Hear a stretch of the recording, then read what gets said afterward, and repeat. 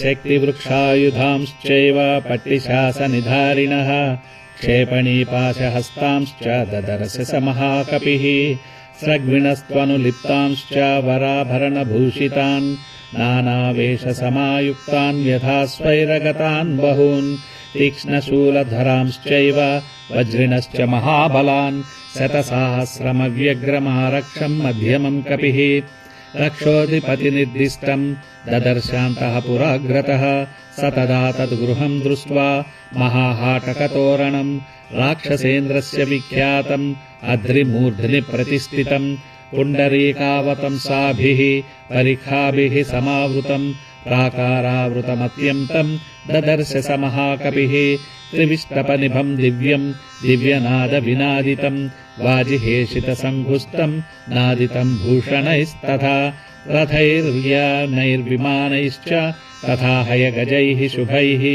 वारणैश्च चतुर्दन्तैः श्वेताभ्रनिचयोपमैः भूषितम् रुचिरद्वारम् मत्तैश्च मृगपक्षिभिः रक्षितम् सुमहावीर्यैः यातुधानैः सहस्रशः राक्षसाधिपतेर्गुप्तमाविवेश महाकपिः स हेमजाम्बूनदचक्रवालम् महार्हमुक्तामणिभूषिताम् तम् परार्ध्यकालागरुचन्दनाक्तम् स रावणान्तः పురమావివేశః.